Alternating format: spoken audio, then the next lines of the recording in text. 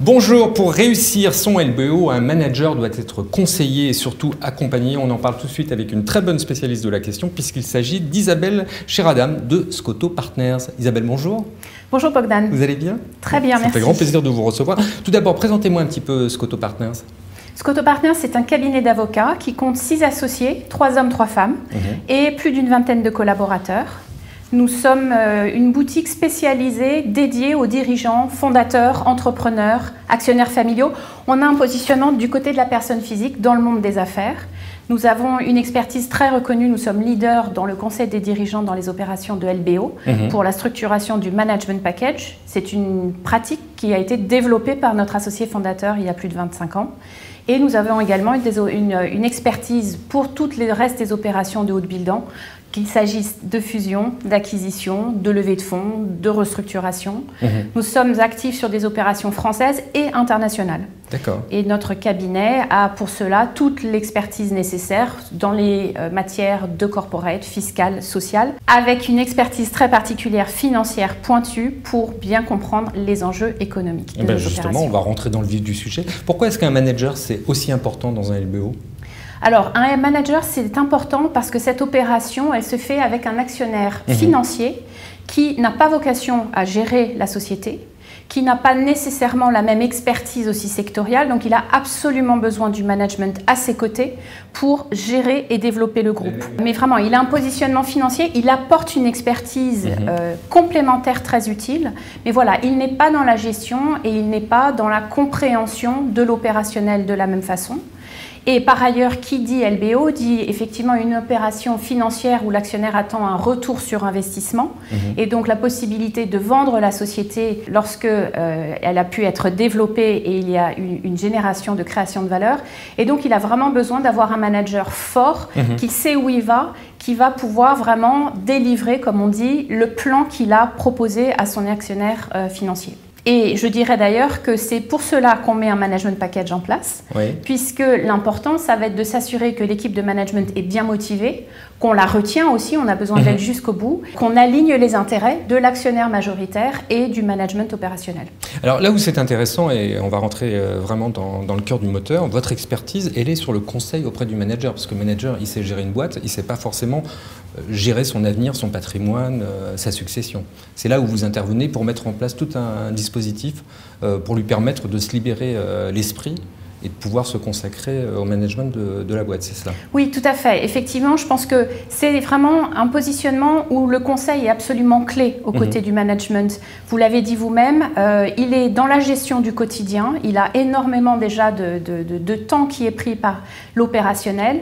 Il va rentrer dans une opération chronophage, donc là aussi, il va y consacrer beaucoup de temps, et il n'a pas l'expertise technique pour gérer ce genre d'opération. Tous les autres acteurs autour de la table sont des spécialistes, sauf lui. Lui, c'est un expert de son secteur d'activité, mais pas du private equity. Donc avoir quelqu'un qui a cette expertise technique du private equity, qui maîtrise les enjeux financiers, fiscaux, juridiques, c'est absolument fondamental. Par ailleurs, il lui faut justement quelqu'un d'indépendant à ses côtés. Sa préoccupation, ses intérêts ne sont pas exactement ceux du vendeur, ne sont pas non plus exactement ceux de l'acquéreur. Il est un petit peu des deux côtés et on n'est pas en opposition, mais il a quand même un positionnement différent. Il est là en tant que personne physique, là où la plupart des autres, ce sont des entités. Et donc, voilà, il a des problématiques différentes qu'il faut maîtriser. Et là, on compte sur vous. J'imagine qu'il compte sur vous. Alors, qu'est-ce qu'il peut négocier? Qu'est-ce que vous pouvez négocier pour lui? Alors, il y a beaucoup de choses à négocier. Je dirais qu'il y a 3 catégories, si on peut peut-être présenter ça comme ça. Je dirais qu'il y a ce qui est de l'ordre du management package financier, ce qui est de l'ordre de la gouvernance et ce que je dirais être peut-être des droits individuels particuliers.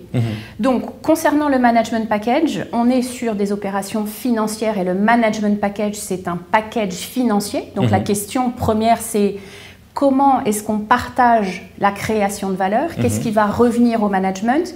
Sur quelles conditions? Le package n'est pas quelque chose qui est donné inconditionnellement. L'objectif étant la motivation, étant vraiment de pousser l'équipe à aller toujours plus loin dans le développement du groupe. Il y a des conditions qui sont liées et il faut bien maîtriser ces enjeux. Il y a des benchmarks pour ça, c'est-à-dire qu'il y a des pratiques de marché que là aussi nous maîtrisons et évidemment le management ne maîtrise pas. Ouais, donc ça c'est le premier important. point, c'est le package financier. En ce qui concerne la gouvernance, la question va être de savoir comment va se faire la gestion du groupe, que ce soit au quotidien, que ce soit sur des aspects particuliers. Donc moi, management, qu'est-ce que j'ai le droit de faire? Quand est-ce que j'ai besoin d'aller obtenir une validation de mon actionnaire majoritaire? Qui va siéger peut-être au conseil de la société? Voilà, ça c'est les équilibres au niveau de la gouvernance. Et dernier point que je mentionnais, les droits individuels. Ah, c'est ceux-là qui sont importants pour le manager. Ils sont absolument cruciaux et effectivement, on a très souvent des questions là-dessus et elles sont absolument légitimes. Bah oui, parce qu'elles sont négociées en amont. Après, c'est trop tard, une fois que c'est compliqué après de rattraper effectivement, le coup, il faut les gérer en amont pour être sûr d'avoir quelque chose de clair, une feuille de route claire, il n'y ait pas d'incompréhension, il n'y ait pas de questions en suspens. Ça permet au management d'être serein ensuite dans la gestion des choses.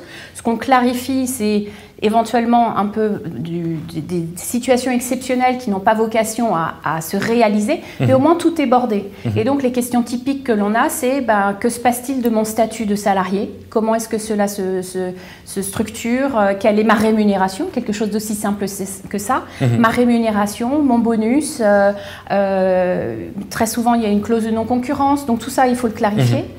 Il va y avoir aussi des questions autour de que se passe-t-il si finalement je quitte le groupe et évidemment, ou si on me vire. Exactement. Quitter le groupe, ça veut tout et rien dire. Si moi je décide de m'en aller, c'est une chose et c'est pas forcément le Parce que ça peut être contrat. l'état de grâce au départ et puis se gâter ensuite. Et si on l'a pas bordé au départ, ça doit être compliqué. Absolument. Et là, vous êtes exactement. Efficient. Là, il faut bien border les choses parce que les répercussions ne seront pas les mêmes selon les cas de figure qui se présentent dans le cadre d'un départ. Et la question, c'est qu'est-ce qui se passe sur mon investissement, puisqu'un management a vocation à investir aux côtés de l'actionnaire majoritaire. Un autre point important va être autour de la sortie aussi. Un actionnaire majoritaire financier a vocation à céder le groupe et donc il est là pour un certain temps. Comment va se passer cette période-là? C'est fondamental non seulement pour le management, mais aussi pour le groupe. Que se passe-t-il du groupe? Comment est-ce que cela va s'organiser avec la stratégie, la vision que l'on a pour son groupe? Isabelle, en tout cas, grand merci à vous pour toutes ces précisions. On a vraiment envie d'être accompagné par vous dans cette histoire. Merci Bogdan.